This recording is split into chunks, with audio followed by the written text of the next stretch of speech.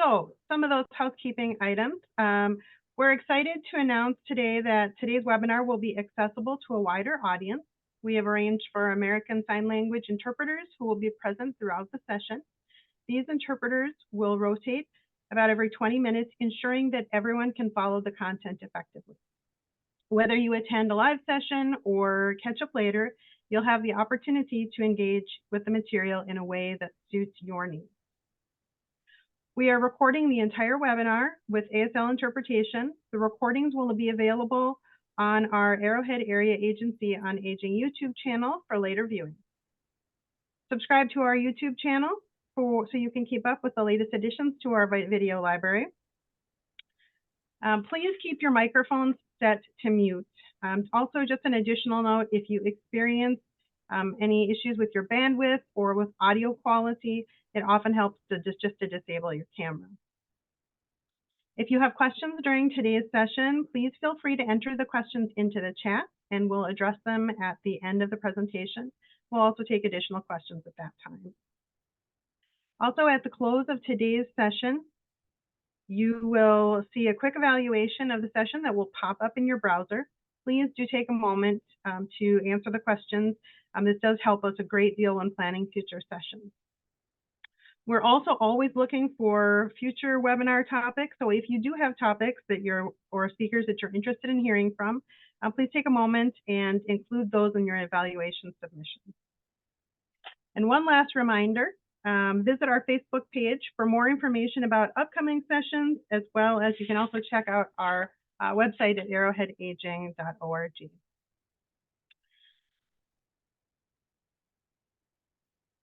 You may ask, who is the Arrowhead Area Agency on Aging? We are designated by the Minnesota Board on Aging as the Area Agency on Aging for Planning and Service Area under the authority of the Older Americans.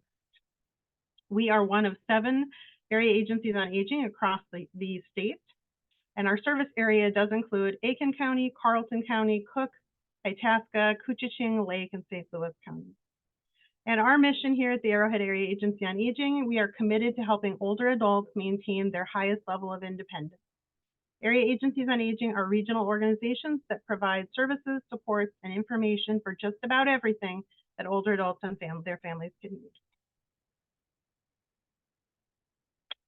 Just I want to take a moment to acknowledge the fact that we at the Area Agency on Aging, we support our mission to help older adults maintain their highest level of independence. We do this while being respectful of the space we are being welcomed into by Indigenous people. We strive to deepen our understanding of the multiple ways in which we see people and understand land and acknowledge the Indigenous people who have relationships with this land.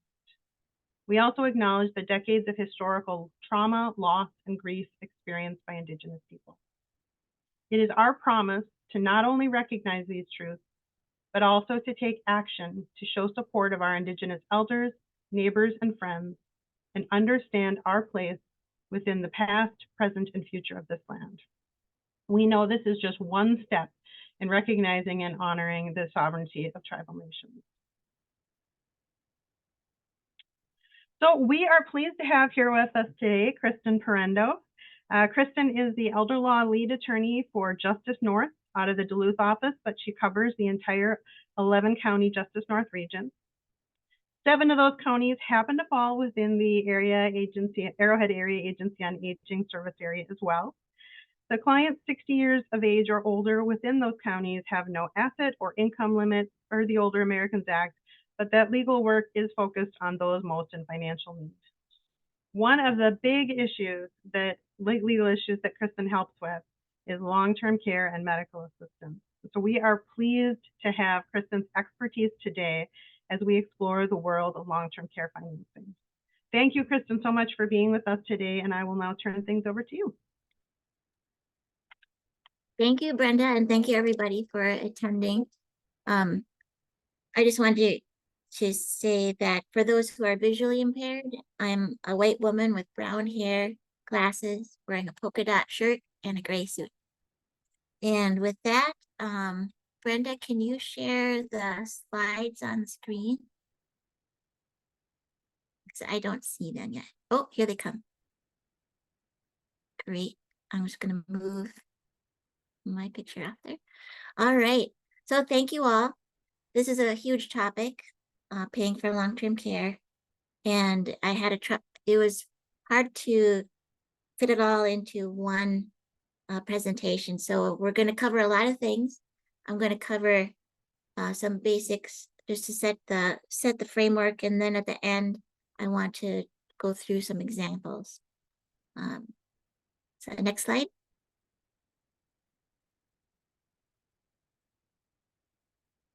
So this is our agenda.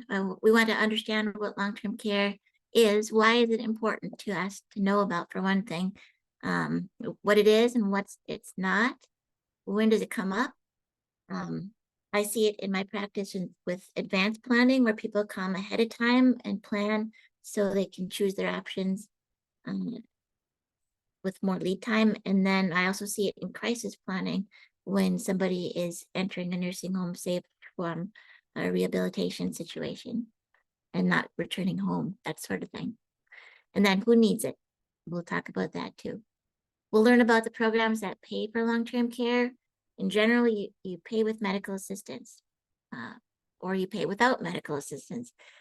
Medical assistance is the payer of last resort, and most everybody's going to need it at one point in time if you don't have a lot of assets. And we're going to look at common scenarios. You'll see that the rules make a difference if you're single or married, and where you're at. Are you in a nursing home versus the community, such as an assisted living or at home? And then finally, you'll learn where to find help. Next slide.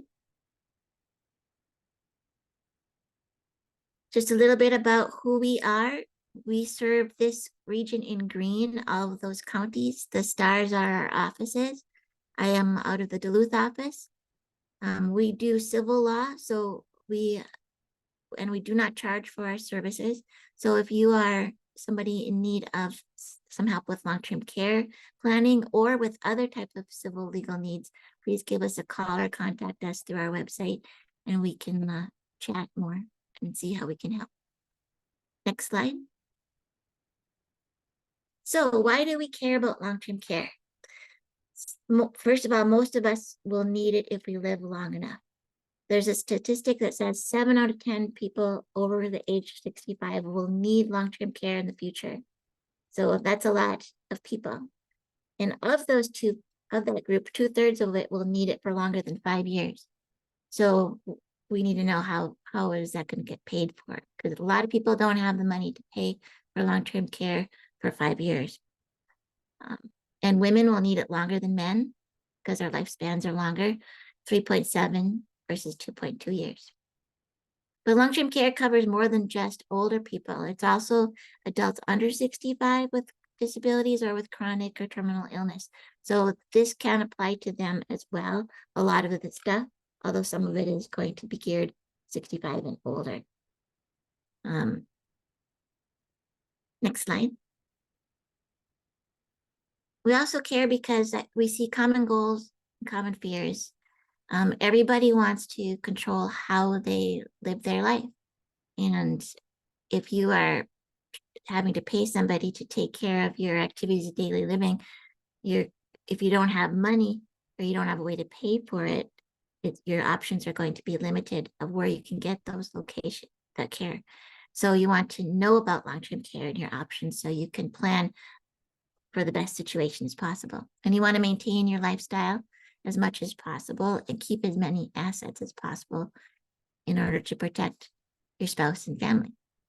Because a common fear that I see when people call me is when they know that they're going to need long-term care, they worry that they're going to lose the house. And often that is not the case. But if there's a single person in the house and they have to leave and there's no protected person, then that is a potential situation where you're going to have to put the house up for sale. I call it a forced sale. The county, when they give you medical assistance, they don't take the house. They just ask you to put it up for sale. And then you use the proceeds to pay for your care once it's sold. And they give you the medical assistance in the meantime. So they don't get the money, your care gets the money. A lot of people also are worried that their spouse is going to be impoverished if somebody goes into long-term care. The rules are written so that's minimized as much as possible, but there are ways that you could possibly protect more than just the medical assistance rules. And that's where it helps to talk to a private attorney or someone like me. Finally, like I said before, our common fear is we lose control over where we want to live. I like to say knowledge is power, and this presentation is geared to give you a pretty good overview. It's pretty dense as we go on, and you're going to find that it might be confusing. When I first started doing this type of work, it took me about 3 years before my head wouldn't spin when I was looking at the different programs I could pay for care. So keep your head up. You can do it. Get help if you need, and we're here to help. Next slide. Like I said, it's better to plan ahead than not because you keep more control.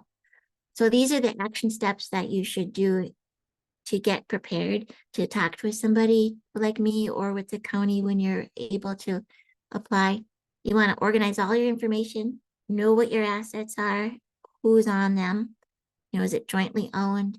Is it a life estate with a house, bank accounts, stocks, insurance policies with cash surrender values, all of those things. Gather that all up. What's your income, a Social Security, pension, those sorts of things. Find out from your medical providers about your diagnosis, if you have one, and what the typical progression is on that. So you can kind of get a typical timeline of when maybe you might need more care. And think about what is important in your daily life when you need the care. Who would you like to give that care to you? Where would you like to get it? And then that way you can start to plan, how is that going to get paid for? Other things to keep control during long-term care time is to get all the legal documents in place, such as power of attorney, healthcare directive, and perhaps a provider order for life-sustaining treatment if you have less than 2 years to live. Most people are going to want the power of attorney and healthcare directive, for sure. And you don't have to wait for that. So if you don't have those, I recommend that everybody get those.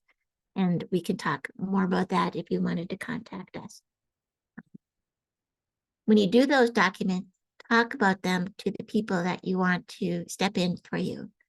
See if they're willing to act, because they don't have to act if they don't want to. And number two, see if they're willing to act like you want them to act. Because you want them, if they're going to volunteer to step into the role to speak for you when you no longer can speak through a healthcare directive, for example, you want to make sure that they are speaking the words you want them to say. And if they're not, choose another person. And then come talk to somebody like me or a caregiver consultant about programs that you might be eligible for to pay for that long-term care.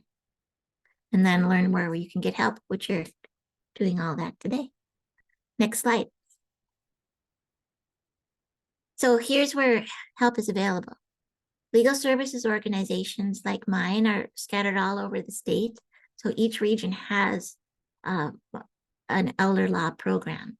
So it's a very good place to start because you don't have to pay any legal fees. It's absolutely free. The Older Americans Act gives us a grant. So we're able to help people who are above our typical income guidelines. So I would recommend everybody contact a legal services organization for at least a first step. If you're someone with many assets and a lot of income, we would give you a shorter conversation and refer you to the private elder law attorneys in your location. The area agency on aging is also across the state, and they are also an excellent source for help and connection. Like the Arrowhead Area Agency on Aging is in our area. Local support groups are very important to help people. You can connect with others who are going through the same situation. And like the Alzheimer's Association has support groups. Those are very good to get in touch with. caregiver consultation services. Local providers have those, and the area agency can connect you to those services. That's where you can find out what programs could be possible to pay for your care, and they can help facilitate getting in touch with the county and making that application. And finally, the social services department is excellent to talk to, and the county veteran services officer, if you're a veteran, you should be talking to them, because there are some veterans benefits and programs that can pay for care in the home.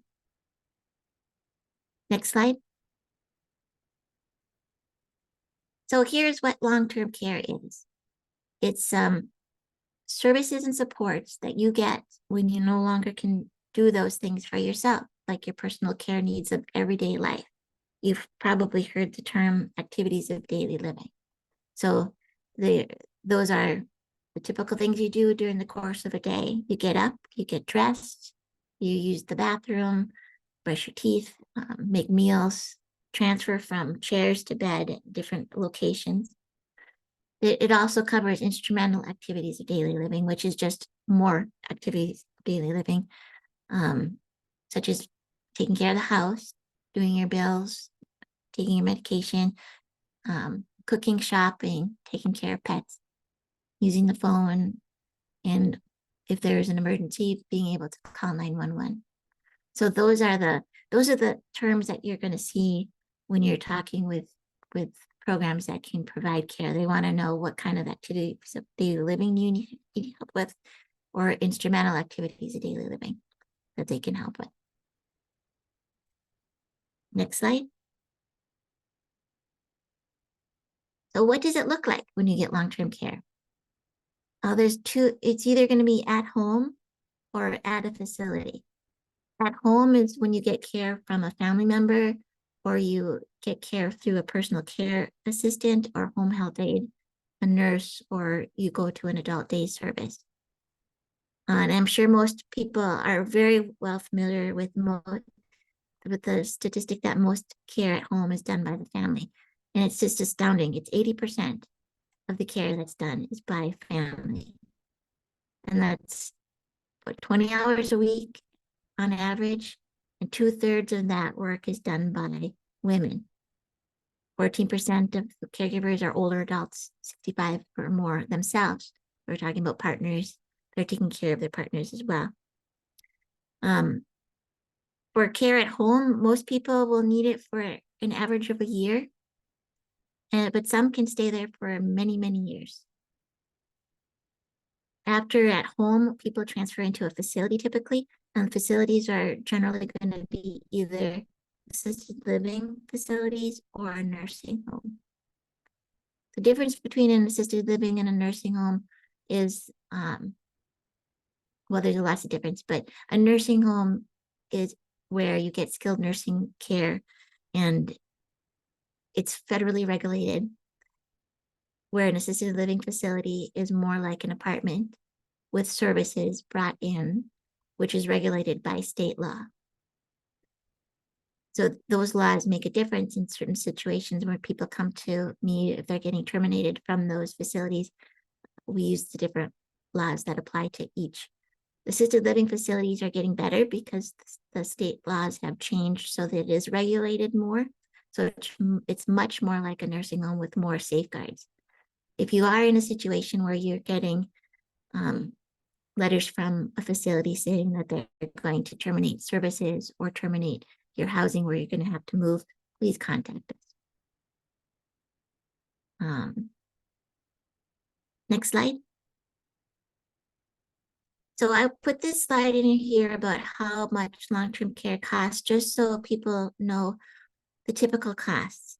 The figures here comes from an insurance company called Genworth. And what they do is they call around all these different types of providers in the state and across the nation. Actually, you can go on their website and take a look, and they ask them how much they charge, and then they take an average for that region. So these figures are based on the Duluth area for a projection for this year. Their last hard numbers were like in 2020, but they have a scale a sliding scale where you can set it to whatever year you want. So I set it for this present time, but you can go on there and see if you think you're going to need care within 3 years from now. You could look and see how much that has changed over time to get a better idea. So the number 3 in the middle there about nursing homes, it's called the statewide average payment for skilled nursing facility care. That is currently $9,526. That's not based on this Genworth survey. This is from the state Department of Human Services. So what they do is they call around the nursing homes, and well, they know what the nursing homes charge because they're paying for that care, and they average them. That's the average from last year, but it's the figure that we use in different ways in determining eligibility. So if you were to apply for medical assistance and get denied because you gave a gift of a certain amount, what happened was they took the value of the gift and divided it by that $9,526 per month value to determine how many months of ineligibility the gift has caused. And that travels forward from the date of application into the future. So you wouldn't get medical assistance for a period of time. We'll talk about that more, but that's what that figure is from. You can see it's pretty expensive. All these options are really expensive. Assisted living is geared to be less expensive, and the goal is for people not to pay as much money and to live in the community as much as possible. So assisted livings are probably better because there's more of them, for one thing. There's a limited amount of nursing home space. Ideally, it'd be good to be able to be at home and get the care, and that's through home health aides and homemaker services. And that's where you could get care through medical assistance, elderly waiver in the assisted living or at home. I know this is probably getting to be a lot. So I'm struggling to see when I should say when. Little tricks to keep things in your mind. Medical assistance in the nursing home, you use what I call regular medical assistance, what they'll call medical assistance long-term care. For in the community, which is assisted living and at home, you typically use medical assistance elderly waiver, and we'll see more of that. So let's go to the next slide. Oh, and there's the next slide. That's where it was coming. So 2 main methods. You either are eligible right now for medical assistance because you meet the asset and income guidelines, or you're not. And that's when you pay with other things different than medical assistance. The big thing to know is Medicare does not pay for long-term care. That's a myth that people often believe. Unfortunately, it does not pay for long-term care. They will pay for skilled care in a nursing home, but once that skilled care stops, you're going to have to either privately pay or apply for medical assistance. Next slide. Okay, so how do you know if you're eligible? So you want to know because then you can see, should I apply for medical assistance or should I be looking at some other ways to pay for my care? So what they do is for assets, they look at everything that you own, either individually or if you're married together with your spouse. So it doesn't matter if you're married, if the asset is titled in just one person's name, they're going to count both. They're going to count all of the assets that you own together and individually. Some of those assets that you have are not going to be counted because they're exempt. The big one is your homestead. And then 1 car, and then if you make some burial contracts, the burial space items are not counted, like the gravestone, opening, closing the grave, those sorts of things. And then some assets aren't counted because they're deemed unavailable to you because you can't get at them, you can't sell them, for example. One of the typical ways of one of the typical assets that you see that are unavailable is if you have a third person on your home. And that's typically one of the big planning methods to protect the house if the person's not going to be able to live there. So if you know ahead of time that you might need medical assistance, like if you get a diagnosis, but you have enough money to pay for your care for 5 years, then maybe it's a good idea to, at that point, to add your child's name onto the home to make it unavailable. And then it also has some other advantages of avoiding probate and other things like that. But those are the type of things that we can do to help plan to protect them. The thing to know for sure, though, is you have to be aware of the look back period. When you apply for medical assistance, the county will look back 5 years from the application month to see if you made any uncompensated transfers to anybody. That's just a fancy term for gifts. So anybody you give a gift to, they're going to count those up to get the value, and then they divide it by the average cost of the month of nursing home care to get that figure that we talked about earlier. I like to say 61 months, so you count the month of application, just so you don't apply too soon if you're waiting out an ineligibility period, because it would really be unfortunate if you applied on the very last month, and then they counted it. So be aware of the 5-year look back rule, but add a month onto it. If you are denied medical assistance for having made gifts, you can appeal that. There are some exceptions to the gifting rules. There's also, you can do a hardship waiver, and I know I've got a slide on that somewhere, so I won't go into detail about that. So assets, if you go into, the assets are different well, they're mainly the same for the nursing home and the community. They're only different if you're using the housing supports program, which the limit is $10,000. For everybody else, the assets are, if you're a single person, $3,000. If you're a married couple, you add $154,140 to that. So as a couple, you get to keep $157,140 in countable assets. So that's in addition to your house and your car and your burial space items. Those aren't counted, and you get to keep the $157,000 as a married couple.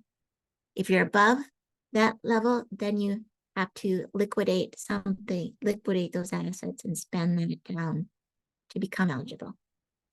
And there's different ways to spend down depending on where in the process you are. If you're going to need medical assistance very soon, spend down on yourself and on your cost of care. And you can come to an elder law attorney to talk about more ways of spending down. Next slide.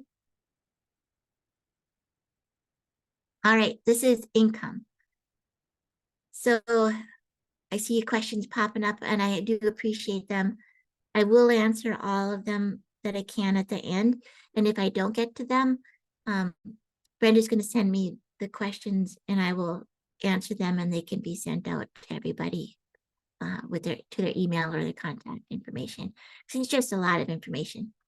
But so I'll get to those at the end or later. But keep on coming. So income is treated differently depending on the location you are.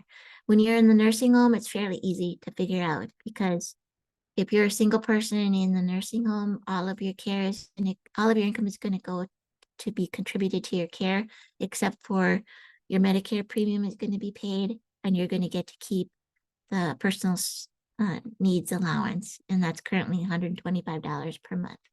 Everything else goes towards your care. If you're married, it's still fairly easy. You're still paying for your Medicare premium. You still get the $125 personal needs allowance. But if your spouse out in the community who doesn't have medical assistance, if I'm going to say because it's common, if she needs more income than just her own income to live on, the rules allow her to take some of the medical assistance spouse's income to bring her up to a minimum of $2,466 per month. And if there's excess shelter expenses, like if there's a mortgage or something like that, that is just can't get paid with that amount, the rules allow a more allocation to her up to a total of $38,053.50. So to repeat, the community spouse, the spouse not in the nursing home, keeps all of her income. It doesn't go towards care. The spouse in the nursing home gets to keep the personal needs allowance, pays for the premium, might allocate some to the spouse if she needs it to bring her up to 2466 or the higher amount if needed, and the rest is contributed towards the care. So that's in a nursing home for income. In the community, income is more complicated because there's three different funnels you could fall in, and it all depends on what the income level is based on the person who needs the medical assistance. And it's based on the special income standard. So the special income standard right now is $2,829 per month. So you look at that, and then you see, is your income above that? If so, then you can see you're called a non-special income standard elderly waiver application, and then you have to spend that excess amount, the amount above $2,829, down to the home maintenance allowance of $1,215. So that I apologize in advance because a lot of these figures sound so similar and it's so hard to keep them in mind. That's why I put them there. The $1,215 is the current figure for the home maintenance allowance, and you spend that down to become eligible if you have a lot of income. And we'll get into those situations at the end, so I'm not going to get into what could happen and what couldn't at this point. But you have to spend them down on medical expenses, not other expenses. So your cost of care, essentially. So let's say you have less than the special income standard for income, then you are a special income standard elderly waiver application, then you spend that down to a different figure, which is the maintenance needs allowance of $1,256. So, and you also spend that on medical expenses. So that's, in a nutshell, how income works in the community. The community spouse gets to keep all of their own income. And if there is money, there should be some allocation as well. All right, next slide. All right, so let's say you take a look at this, the asset income limits, and you say, well, I'm not eligible right now for medical assistance. What are some other possible methods of paying for long-term care? These are the main ones that are out there. Number one, of course, is privately paying until you become eligible for medical assistance. That's the big one. And that's the one that happens most often. Second one is paying for something called long-term care insurance. This is where you pay premiums for a insurance policy that says that if you need long-term care, according to our definitions in this policy, we're going to pay for those. So there's two types of long-term care insurance. There's either the qualifying one for the state or the non-qualifying one.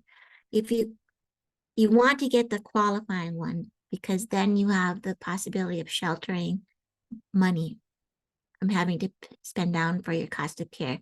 In order to become qualified, you have to do a few things. You have to name the state as the beneficiary of the life insurance policy, and it has to be actuarially sound. So if you do get a life insurance policy, you should run it by the county to see if it meets the requirements for a long-term care qualifying one before you get it, because they're quite expensive. Any of them are. So the way that you can shelter benefits are is if you would need long-term care, the long-term care insurance policy kicks in. They pay your care. So let's say they pay for 10 months of care, for example. Let's say that's $100,000. Then let's say the policy ends at that point. You apply for medical assistance. because that's a qualifying insurance policy, the medical assistance rules will allow you to protect an extra $100,000 of benefits. So that's an incentive that the state wants to happen so people get long-term care insurance. In my experience, not a lot of people have it because it's quite expensive. Other insurance policies are not very common, but I wanted to put them in there. So you can get something called advance on death benefit payments, where it's basically you're getting an advance on a life insurance policy. There's limitations on those. All of these are limitations and conditions. There's also things where you can sell your life insurance policy. It's called either a life settlement. Another kind is called a viatical settlement, but these usually pay only a percentage of what you would normally get with a death benefit, and they have limitations such as terminal illness and a short expectation for life expectancy. So they're not quite as useful as some other things.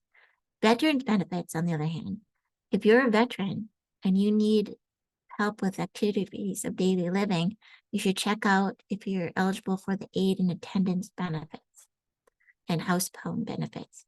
The way to find out is to go to your county service veterans office and talk to the officer there, and they'll be able to connect with the VA and find that out for you. Also, if you need to be in a facility, Minnesota has Minnesota Veterans Homes, which are essentially nursing homes, but they have a different set of rules than medical assistance rules. They have their own rules about assets and income and eligibility. And in some respects, they're more generous than regular medical assistance. So check them out. And if there's no room at a Minnesota Veterans Home, and if you meet a certain service disability percentage, you can get the same rules in a non-veterans home nursing home. So come talk to us if you have questions about that, or the veteran services officer, or anybody who does veterans. The veterans homes are very helpful. And there's the VA homes. Alternative care is a program that the state has to pay for services in the home. It's usually a stopgap when you're waiting to become eligible for elderly waiver or long-term care. There is a monthly fee for that, and other guidelines, which I didn't have room to put on there, but it's another option. Essential community supports. I have not seen a lot of this come through the door for us, so I don't know how often this is used, but it's a relatively newish program from the state, which pays for services at home for those who don't have a nursing home level of need, but also don't qualify for alternative care and medical assistance or the nursing home because of that. They could qualify for this, and the county could pay up to $466 per month. Housing supports. So this is a program that will help people who are low income and live in a facility that has rent. It will pay for rent and board for folks if you're asset eligible and income eligible. You have to have $10,000 or less in assets, and you're usually going to be either on general assistance or supplemental security income, otherwise known as SSI. And if you're on SSI, you're going to contribute about $818 per month towards your room and board there, and you keep $125 for the personal needs allowance. Finally, reverse mortgages. They can be helpful, but you have to be careful. They can be helpful to let you remain in your home because it frees up a bunch of money, which you can then privately use to pay for care.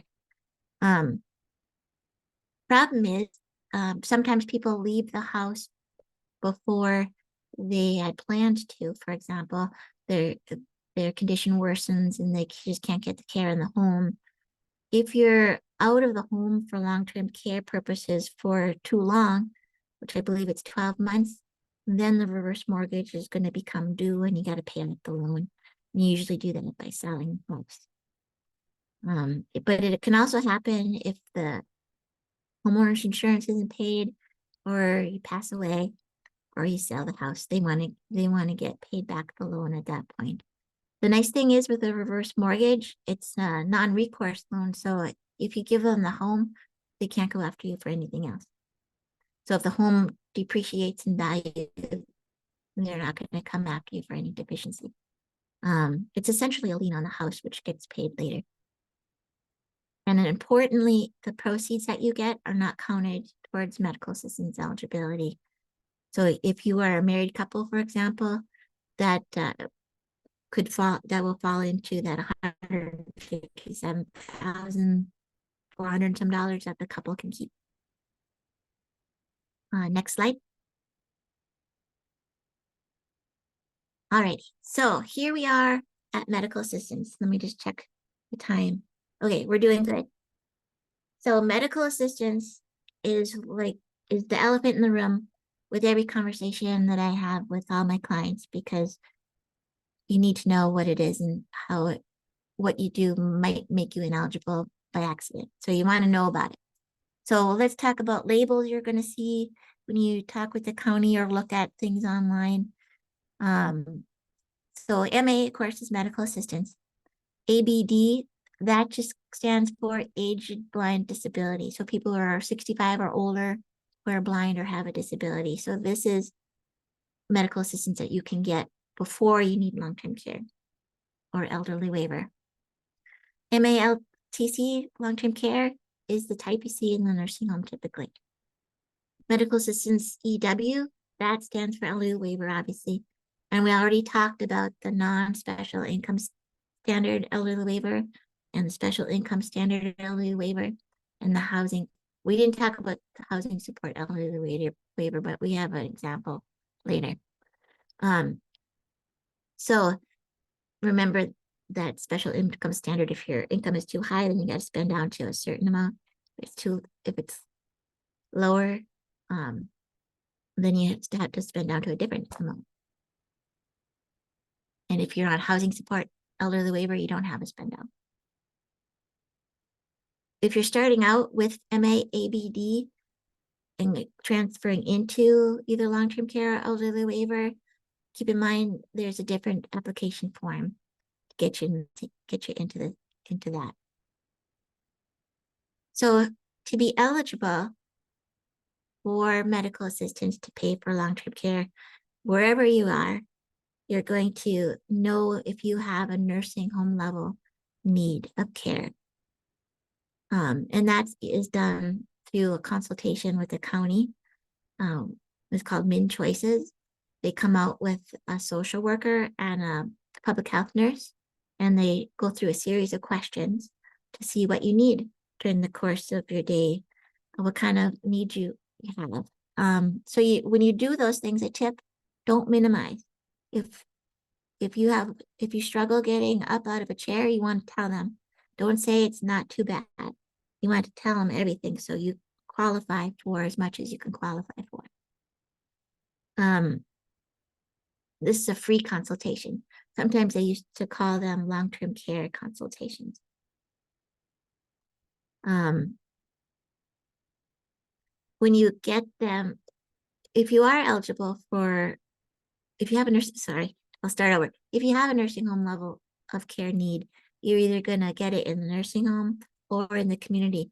I know it's confusing because it says nursing home level care need, then why aren't you always in the nursing home?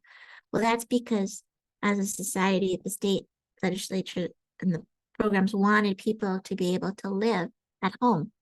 So you still have the same need, but we created programs to provide that care in the home through elderly waiver and other waivered services such as the caddy waiver.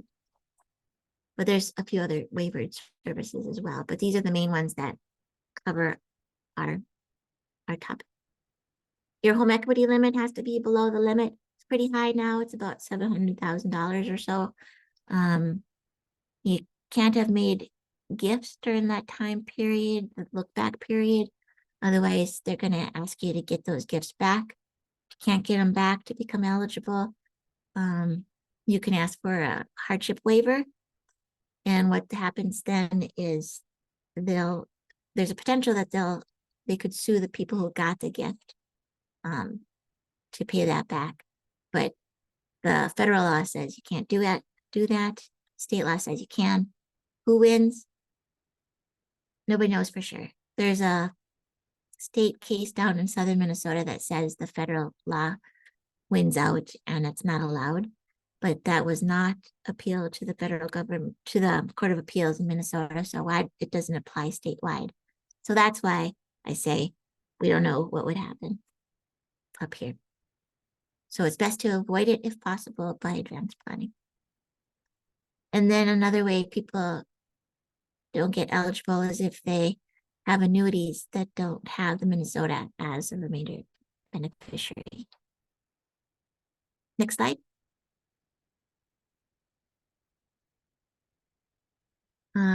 Timing. So timing is important when you apply for medical assistance because the county has to do certain things in a certain timeline, and you've got a certain pot of money. And if you spend it too soon, there's going to be a gap in time where your provider's not going to get paid, and that can be a problem. However, sometimes there is a 3-month window of a buffer. So if you apply for medical assistance and then find that you couldn't pay for the 3 months prior to the application, you can ask the county to retroactively pay for that care. It can be covered, but you have to be eligible during those months.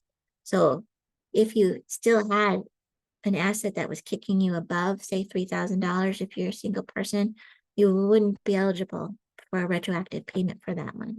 But once you spent it down, if you found out, oh, I'm going to be eligible and I spent down, but I spent down on the second month before the application, they could pay for the potential 2 months, but not that third month. Next slide. And I just want to let you know what happens once you're approved or you're denied. So when you're approved, what happens next is, of course, the medical assistance enrollee's income goes to pay for care. And like I said before, that income can also go to the spouse if it's needed and if the medical assistance enrollee has enough money to give. And they also pay for the Medicare premiums. County pays for the rest. The spouse is at home using their own income. They get their $125 per month personal needs allowance. And each year, you're going to be recertified for the care. So there'll be another round of communications with the county about that. And then in between time, you got to report any changes right away in order to avoid any overpayments. So if you have, say, with your $125 per month personal needs allowance, you use $1 or so of it to buy a lottery ticket, and then you win, like say $10,000 from the lottery, you got to tell the county right away. So they stop medical assistance for that month. You pay your care for that month, and then when you're below 3,000, you're back on medical assistance. If you don't tell them and they find out later, then you're going to get an overpayment for the months that you were over innocent. And you don't want that. Next slide. So this is an important one. If you're denied, what can you do? So you can appeal that to the Minnesota Department of Human Services, and it's fairly easy to do. There's an online application to appeal. You can also write it up on a piece of paper and give it to your local county social services office. Keep a copy of anything that you give to anybody. You have to do it within 30 days in order to be able to appeal. If you appeal after the 30 days, you have to have good cause for why you didn't appeal in time. If you are already on medical assistance and something happens where they say that you're not eligible any longer, they'll give you a notice. If you appeal within 10 days of that notice, you can keep the benefits going pending the appeal. So in my opinion, it's good to appeal if you think you have any reason whatsoever to appeal, because you can always withdraw it with no penalty. And you do not need an attorney to appeal. In fact, most of these appeals go forward without an attorney because there's not a lot of attorneys that do this type of work. So you can do it. If you have a situation, come to us. And if there's merit, we can possibly do it, represent you in those. So gifts, like I said before, can cause problems. There are exceptions that you could argue in an appeal why gifts shouldn't cause ineligibility. For example, if you gave gifts to a caregiver child who kept you out of the nursing home for the 2 years prior from your application, that could be an exception if you had named that child onto your house. One tip for that exception does not work if you go from your home to an assisted living to a nursing home. It only works if you go from your home to a nursing home. And you need a doctor to write up a statement saying that care kept you out of the nursing home. So whoever's taking care of you, they should keep a journal of what they do. Another exception is if you transfer a house, for example, to a disabled child of any age, which can be important.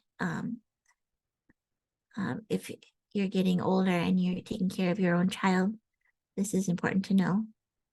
In that situation, you might also want to think about a special needs trust or supplemental needs trust. Another exception to the gifting rule is a sibling who lives there that has an equity interest in the home. And finally, the catch-all exception is an argument that you didn't give the gift in order to spend down to become eligible. This is not a very likely winning argument, though, but you can make it. The other thing to do if you're denied is to ask for that hardship waiver that I talked about earlier. You do that when you say you are in imminent harm if you don't get medical assistance to pay for your care, which is probably everybody because you need the care for your daily living. But like I said, the county has a potential lawsuit against the people who got the gifts.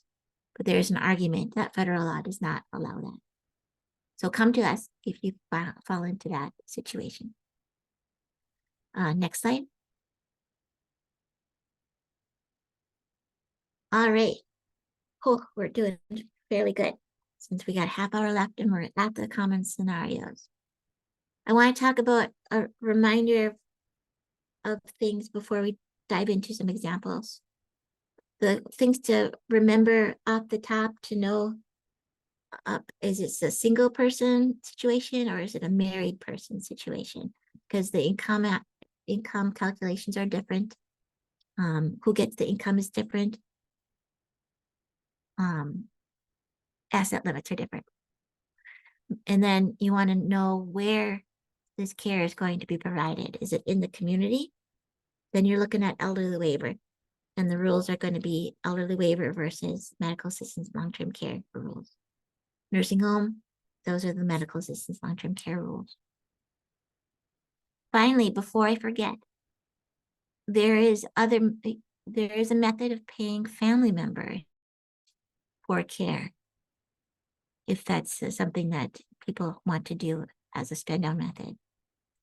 You have to do it carefully. There's 2 different ways to do it. If you pay for the care, the service that is done within 60 days of doing it, or you write up a written personal services contract, and I would say get it approved by the county before you implement it. Because then once it's approved, then you get that approval in writing and then it protects you if later they say it doesn't comply. So this personal services contract, you can pay them what a typical charge, what a typical fee is to companies that provide that service in your area. You remember that slide from earlier from Genworth that says a homemaker service is $33.33 per hour. Perhaps that's a typical amount in your area. You could put that into the contract saying, I'm going to pay my daughter this amount for homemaker services, and homemaker services is defined, and then pay her for her services. You have to do it as if you're an employer. So you have to have Social Security taxes withheld, and you pay a paycheck. There are ways for people to get that arranged to get done. So when 80% of people are providing the care to folks, I think it's important for people to know that option. So let's look at some common scenarios. Next slide. Okay, so this is easy, what I call easy. This is a single person, and they're at a nursing home. So they're getting medical assistance, long-term care. So we know what the asset limit is for a single person. It's $3,000. So looking at their assets, in this first example on the left, they have accountable assets of $10,000. So they're over $3,000. So they have to spend down $7,000 in order to be eligible for medical assistance. That's not a whole lot of money. So they might be, if they're already on medical assistance, they can spend down fairly quickly and get back on MA before the county closes the file. So they don't have to reapply. But if they haven't applied yet, they would know that they're over $3,000. $10,000 is not going to take long to spend down on. So they could apply and ask for retroactive payment. If they're under the $3,000, of course, they're immediately eligible. Like this example, they have $2,500 in the bank. They don't have to spend that down. Apply for medical assistance, get on it right away. Next slide.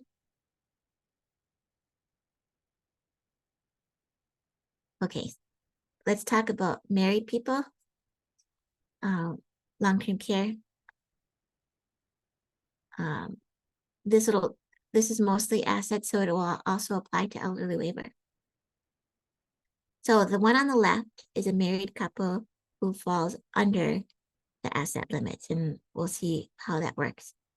So remember the asset limit for a married couple is a total of $157,140. So you make a list of everything that they own together and independently. So this couple has a house and a cabin with a combined property tax value of, say, $75,000, 2 cars, which are valued at $10,000 and $5,000, and checking and savings account combined for $30,000. So you can see I added them all up, and you notice the house is not on there because the house is not counted. I only put the countable assets on there. So the cabin, 1 car, and you take the lower value amount car to count because you're probably going to keep the one that's better. And then the blank accounts. Adding those up, they have a total countable assets of $110,000, which is below the total that they can keep, the $157,140. So they are eligible right away for medical assistance. So they should apply for medical assistance right away. And if they had some, if they were eligible the month before, they should ask for retroactive coverage up to 3 months before. The one on the right-hand side, let's say they're over innocent. This is how it works. So let's add in a certificate of deposit for $10,000 and a couple of life insurance policies with cash surrender values of $30,000. And then increase the value of the cabin to $90,000. So before we add those up, for life insurance policies, they count the cash surrender value, not the death benefit or not the face value. It's whatever you could cash them in today for. Some life insurances you can't cash in, like term policies, those are not counted. So we're talking about whole life policies and those types that you can cash. So adding up all these countable assets, we got the cabin, one car again with bank accounts, and the CD is added in, and the 2 life insurances. And instead of 110,000 in this scenario, they have $165,000, which is over the $157,140. So they're over asset. So you take the difference, and that's the amount that they have to spend down on. So the difference between 165,000 and 157,140 is 7,860. So that's what they have to choose from their assets, from these assets to liquidate. And maybe that would be liquidating one of the life insurance policies or the CD, or maybe just the bank account, because there's penalties for liquidating CDs too soon. So they should also apply, because it's not going to take long to spend that down. So let's go to the next slide. Okay. So this is probably the hardest to get your head wrapped around. This is medical assistance elderly waiver. Let's say they're all within the asset limits. So that's not a problem, but let's look at the income. If you're wondering why I didn't talk about income in the prior examples, it's because in a nursing home, the income isn't really going to be a problem if you're over income. It's just allocated to either your spouse, or you pay more towards your care. But medical assistance elderly waiver is different, because there's different funnels you might fall into and where you're going to pay. And you have to think of the person, where that person is who's getting the care, and where that community spouse is. And what can I'm going to say she again, what can she afford there on her income with a spousal allocation? We'll get into it. But let's do the housing supports first. So housing supports, if you remember, is a state program that help pays for room and board and some services to a person with low income, such as general assistance or SSI. And in this example, they get the full maximum that you could get as an individual for SSI, which is $943 per month. Their assets are $1,500, which is good because that's below the housing supports limit, but it's also good because it's below the SSI limit of $2,000 for a single person. So then you look to see if their income is below what the housing supports will pay, and they'll pay $1,135 to $1,600 basically. So they're eligible. So what the program does is they count $818 and you contribute as being your contribution, and you keep the $125 as a personal needs allowance. So that's how that works for that person's situation. So they pay the room and board and some services. Most people who are on elderly waiver housing supports, most people on housing supports get elderly waiver to pay for the services. But there are times where you could get housing supports and have the housing support program itself pay for a limited amount of services. So let's talk about a more common situation with a married couple looking at assisted living. And then let's say in this situation, the community spouse is going to continue to live at home and her spouse is going to be at the assisted living facility. So they've got 2 households now of expenses and maybe the same amount of income, unless they get some help from the county to pay for the increased costs now. So let's say they fall under the 2,829 special income standard amount. It's because their income is $1,500, so they're below that amount, but they're still above that maintenance needs allowance that this funnel says that they have to pay it to. So they're above the $1,256.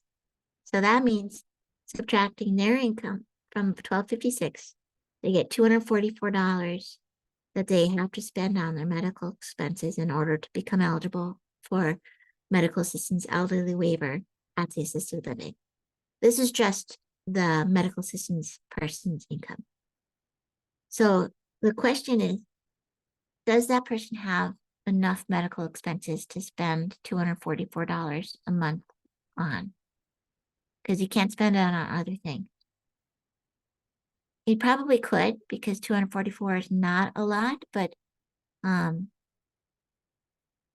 it could happen where maybe they don't, and then that's a problem. And elderly waiver is probably not the best situation at that point, and you want to look at other options from that list that we showed earlier with 7 options on it. The other problem that might come up is that the spouse at home, the community spouse, gets to use her own income for all of her expenses at home. But now that her spouse is in an assisted living, having to pay $244 a month, and the other things that they have to pay for, premiums and such, there might not be enough for her to pay her expenses in the community. So that's when spousal allocation is looked at. But he might not have enough for her. So looking at his $1,500, you subtract the Medicare premium, you subtract the $125, then you look at her income, subtract that from the minimum amount that she could have to see what is in play. What can he technically provide for her? Let's say she gets $700 a month, and the figure is about $2,800 that you can keep. So that's about $2,100 that her spouse can contribute to her. He's not going to have that full amount. He's just going to be able to provide whatever's left after the premiums and his personal needs allowance and the medical expenses.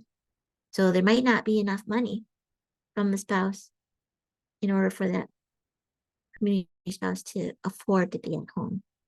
And if that's the case, then you're looking at the nursing home as a more economical way to allow the community spouse to stay at home, which is not ideal a lot of times, but unfortunately the case. I know that's a lot to think about there. The same sort of problems might arise in this next scenario. There has to be enough medical expenses, and there has to be enough income for the spouse to help the community spouse at home. So let's see, let's say the medical assistance spouse has $3,500 a month in income, which is pretty high. That's above the special income standard of $2,829. So they have to spend down to that other figure, the $1,215, the home maintenance allowance on medical expenses. So you subtract $1,215 from $3,500, and you can see that he's got a lot to spend down on medical expenses.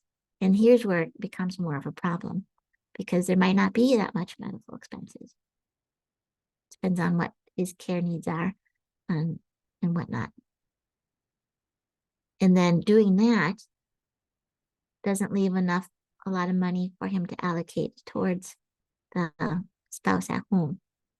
So you can see where elderly waiver can be tricky for a married couple. And usually what happens is nursing home is going to be on the horizon at some point. Unless you can allocate enough income for that spouse at home. So that's that. Next slide. All right. So I ended with 20 minutes extra, which is phenomenal. I flew through that.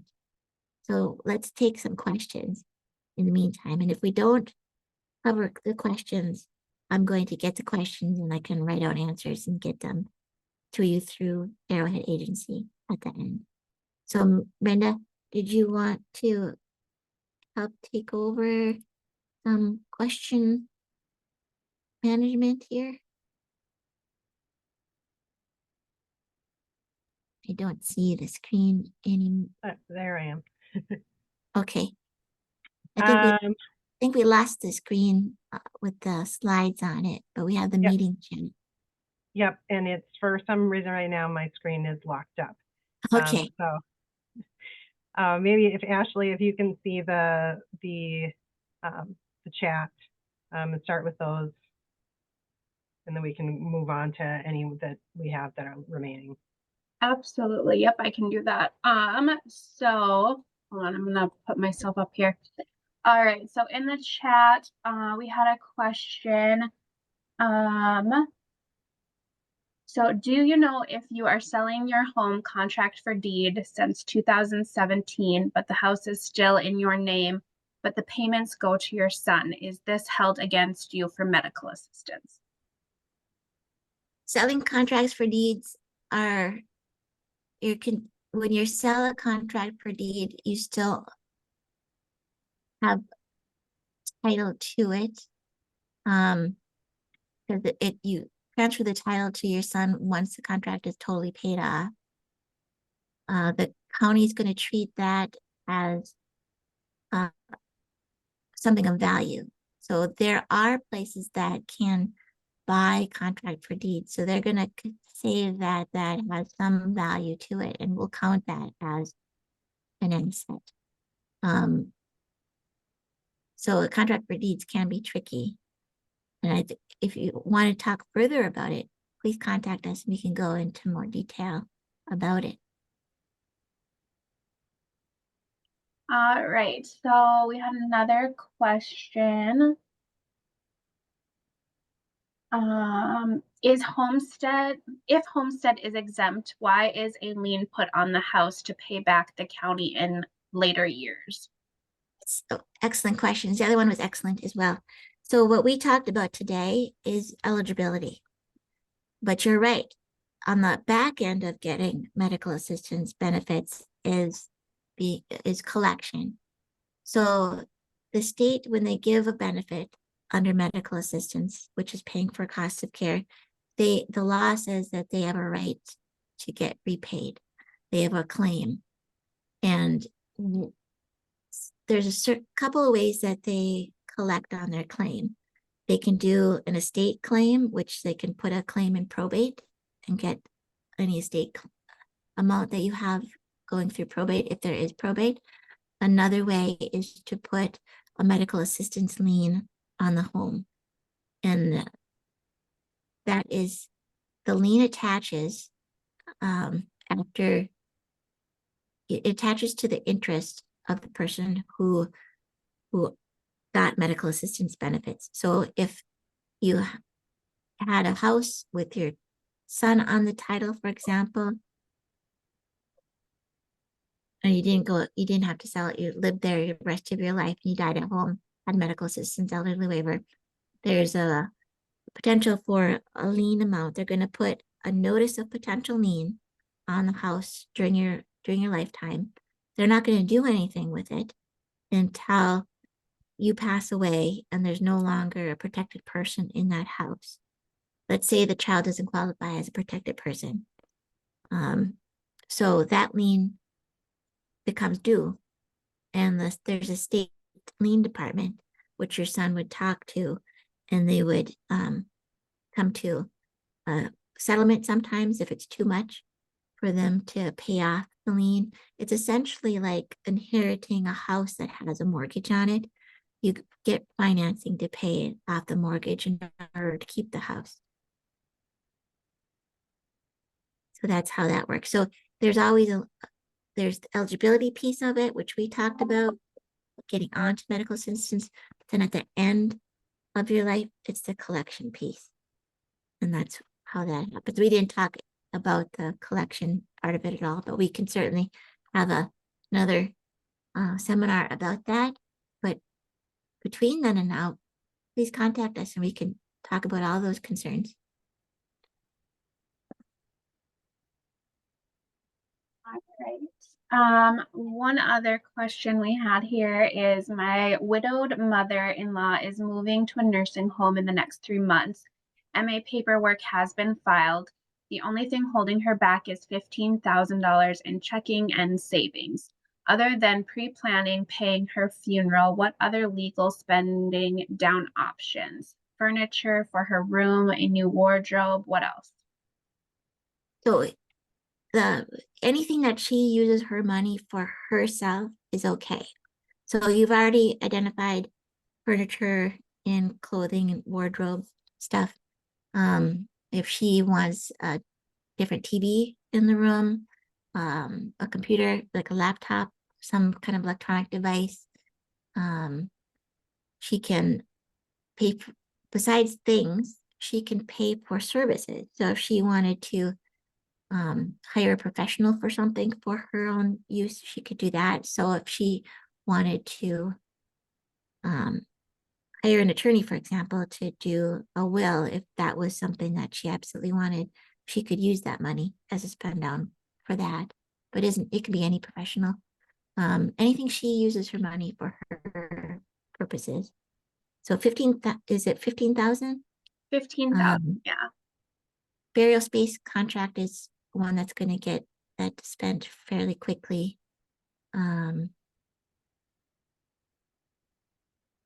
But sometimes it's hard to find enough to spend on. So services, just make sure that the benefit of the money spent is going towards her, and then you'll be okay. Great. And this one's more of a comment, but grandma received 40,000 in county care at home for years. When she died, they asked for that amount to be paid back when the house was sold. Yep. So here you see where they have collection power after somebody is on medical assistance. So that's where they probably did that medical assistance lien, and then they talk to either the executor if they're handling the estate, if there is an estate to handle, or if there's no probate, it's just a family member who is handling things, and they sell the house or they finance it and pay off the loan and keep the house. So it's not unusual that happened to your grandma. Great. I'm not seeing any other questions in the chat right now.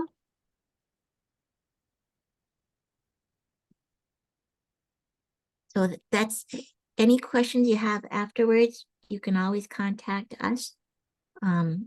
Keep in mind we are free, so we are a good resource. We have I'll just say a couple of different ways you can get in touch with us besides my direct numbers. Or you can call our number and do an application. You can go online and do an online application. You can also say that you would like a call back at a certain date and time that's convenient for you. If you are calling on behalf of a parent and you're an adult child and you're not the power of attorney, you'll have to have your parent with you when you call. Or if you're calling on behalf of a spouse, you can still call, but if you want the file in your spouse's name, you have to have the spouse there. Let's see. Any other questions pop up while we were talking? I'm Nope, I not don't see any. seeing any other ones. I know it's a very overwhelming topic, but don't despair, because you can talk to us about these things, and we can take as much time as it takes to make it understandable.